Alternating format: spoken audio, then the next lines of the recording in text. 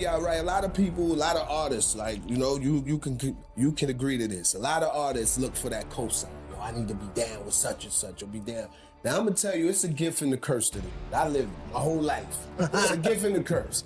You lit, right? I ain't dropped an album in 15 years. I still walk outside, I'm lit. Why? Because the big homie is on fire. So they like, that's his bro. He gotta be on fire too. You goddamn right. More fire. Like, so that's cool.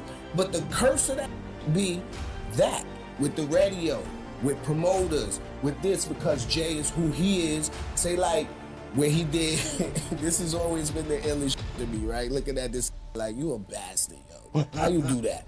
When he did 99 Problems, and he say, radio don't play my hits if I don't play they show. I don't give. So I'm looking at that like, no, that's not what they do. They don't play Bleek hits. You were supposed to say radio don't play Bleek hits. Memphis Bleek is now saying that Jay-Z didn't just shape his life, he may have actually cost him millions of dollars. For years, the assumption was simple. Being in Jay-Z's circle meant automatic elevation. Platinum plaques, radio airplay, industry backing, and a level of protection that most artists could only dream about. But Bleek just came forward with a perspective that completely reframes that narrative. According to him, while Jay-Z was going to war with the industry on his own terms, radio stations and promoters allegedly redirected that backlash straight at Bleek. Fewer spins, less promotional support, less money flowing in. And the worst part? He says it was happening quietly in the background, where most people couldn't see it. Now fans are left sitting with a question that nobody really expected to be asking. Did standing beside one of the most powerful figures in hip-hop history actually hold Memphis Bleek back instead of pushing him forward? You're about to hear it directly from him. But before we get into it, drop your thoughts in the comments below and make sure you're subscribed. Let's get into it. What's that like working up there, man? That shit is mad fun, mad easy. I love. Yo, you gotta understand. I've been like since battling since the early 2000s. I was trying to get on for mad long. You know what I'm saying? And it just started happening. Yeah. So I'm really like this. I'm like a kid in a candy store, man. I love this shit, man. This shit is a dream come true. But from one artist to another artist, do me one favor, being inside the radio, learn the cheat code, man. Figure Facts. out why they ain't playing our shit as much as they need to be playing it. I play whatever I want on my show. That's right. That's But it. no, we Whatever gotta I want. find out why the system. Yeah. We gotta put a cheat code in there, up, down, left, Yeah, right, yeah. A, B, star, put a cheat code in the system so it works for us. You know what I'm saying? 100%. I agree. Like, cause shit, they don't be fucking with us. Certain records you hear, you be like, what? Who he know? Facts. Nah, and being in the game, you see certain people like that. You're like, bro, your father must be a fucking publicist, manager, fucking agent. How the fuck you getting all these looks? You just got in the game. Nobody know you. Oh, you know L. This guy's son. This guy's fucking. Yeah.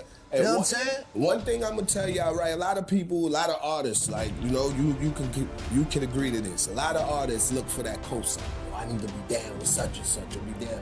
Now I'm gonna tell you, it's a gift and a curse to this shit. I lived it my whole life. It's a gift and a curse.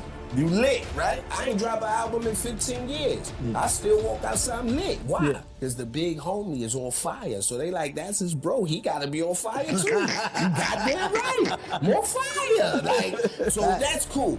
But the curse of that shit be that with the radio, with promoters, with this, because Jay is who he is. Say like, when he did, this has always been the illest shit to me, right? Looking at this, like, you a bastard, yo. How you do that?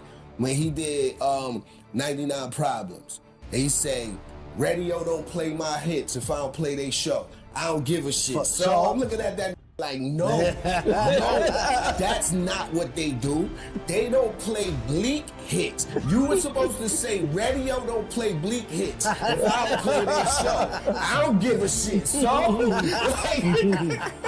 Because that's what's happening to me.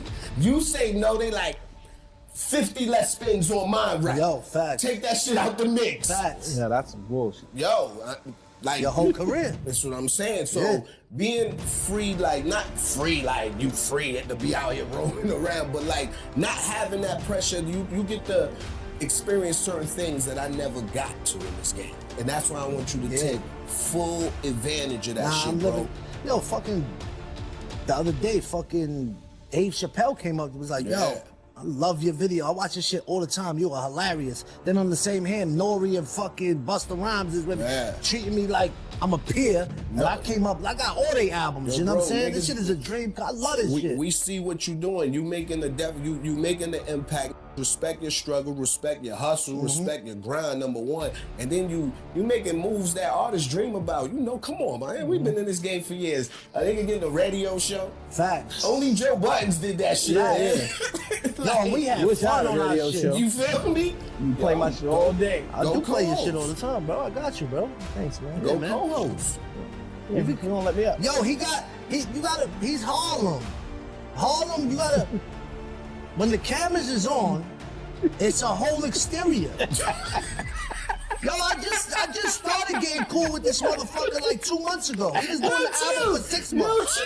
The first 4 months. He was Harlem. Oh, yeah. What's up, man? Y'all bring him around, people. He be like, yeah, what's up? My bag, Ron, you not like that, man. Be cool, man. It's my man. I'm introducing you. Stop with that Harlem shit, man. A Harlem, you got pause. You gotta crack the exterior first. Yeah, first, you gotta too cool. That's a fact. That's what it they is. Too cool. He don't want to wrinkle his sweat. Yeah, that's uptown, man.